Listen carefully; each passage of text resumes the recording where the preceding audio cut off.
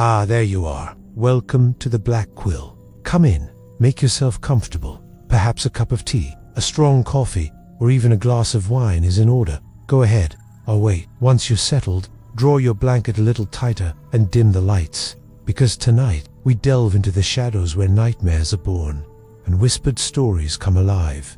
Are you ready? Good.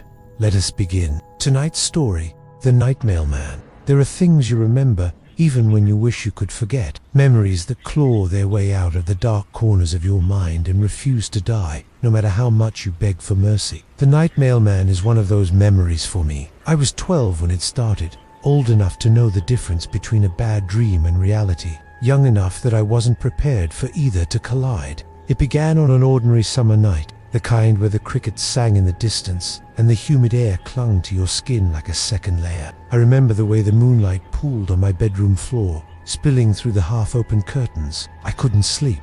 I never could. Not when the night seemed so alive. My dad used to say I had an overactive imagination. I'd always taken that as a compliment until that night. I was looking out the window, watching the empty street, when I saw him for the first time. A figure standing at the curb in front of our mailbox. At first, I thought it was one of the neighbors, maybe Mr. Jacobs from 2 doors down. But as my eyes adjusted, I saw the uniform. A mailman's uniform, crisp and neat, even in the dim light. The odd thing was, he wasn't moving. He just stood there, staring.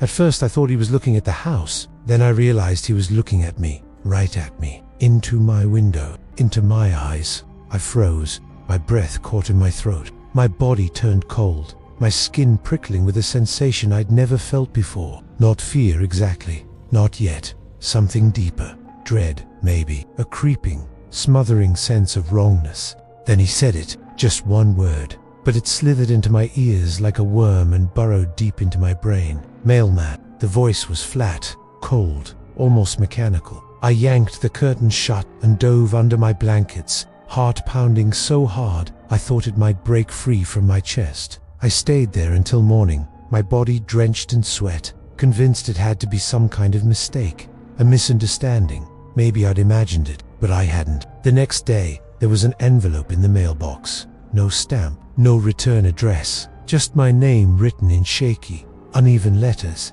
Inside was a single photograph, a picture of me, taken while I was asleep in my bed. The angle was all wrong, the perspective impossible, unless someone had been standing over me. My parents brushed it off as a prank, but I knew better. I could still feel his eyes on me. The mailman. It didn't stop there. He showed up again and again, always the same routine, standing at the curb, staring, saying that one word, mailman. Each time he came, the letters came. Each time a new photo.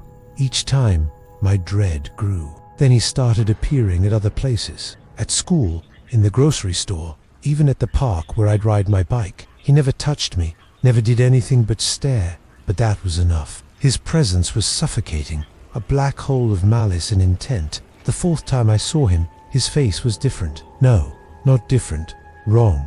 It was caved in, like it had been crushed, but he moved as if nothing was amiss. When he spoke, the word gurgled out wet and thick, as though his throat was full of sludge. Mailman. I stopped sleeping altogether after that. The worst night was the last one. Midnight, my room was dark, the shadows seemed alive, and I couldn't shake the feeling that something was watching me. Then I heard the sound, a soft, almost polite tapping on my bedroom door. Tap, tap, tap. I couldn't move, couldn't breathe. Then came the voice, wet and guttural, as though it crawled out of a rotting throat. Mailman. I screamed. I remember that much. The sound of my own terror rattling in my skull before everything went black. When I woke, I was in the hospital. My parents were there, the doctors too. They said I'd fallen, hit my head, but that didn't make sense. I tried to tell them about the mailman, but they dismissed it as a fever dream, the result of my injury. They didn't understand. They couldn't. That night, in the stillness of the hospital, I woke to a new sound, a wet, dragging noise coming from the bathroom. The nurse's call button did nothing. My shouts went unanswered. Then came the taps.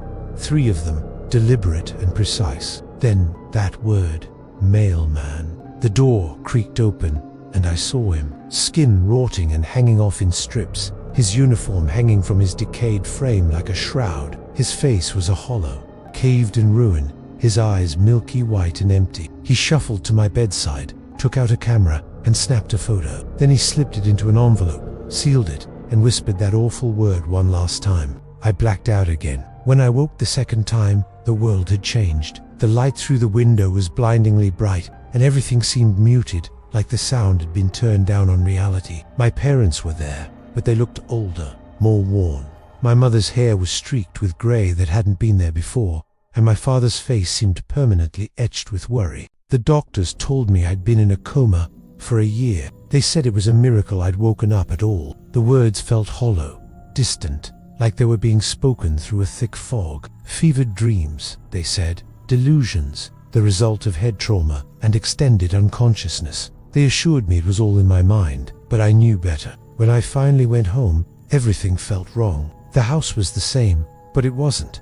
The air was heavier, the shadows darker, and then I saw the mailbox. Just a simple box on a wooden post, but the sight of it made my stomach churn and my skin crawl. I couldn't bring myself to approach it. It wasn't until my friends came over that I learned the truth. We were playing in the yard, trying to pretend that things were normal, when one of them casually mentioned the old mailman. My blood turned cold. "What happened to him?" I asked, my voice barely above a whisper.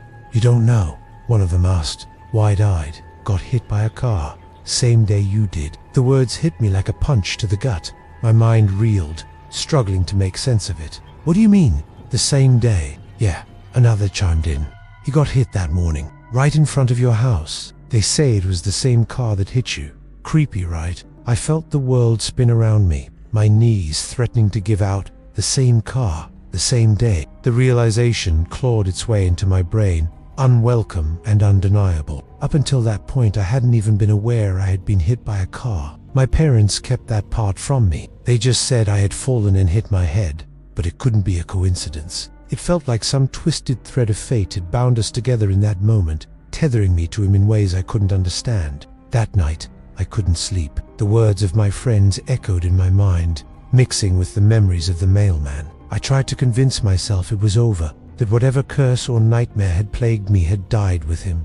But deep down, I knew the truth. It wasn't over. It would never be over. The next morning, I forced myself to check the mailbox. My hands trembled as I opened it, and there, waiting for me, was an envelope. My name was scrawled across the front in the same uneven letters as before. My breath caught in my throat as I tore it open.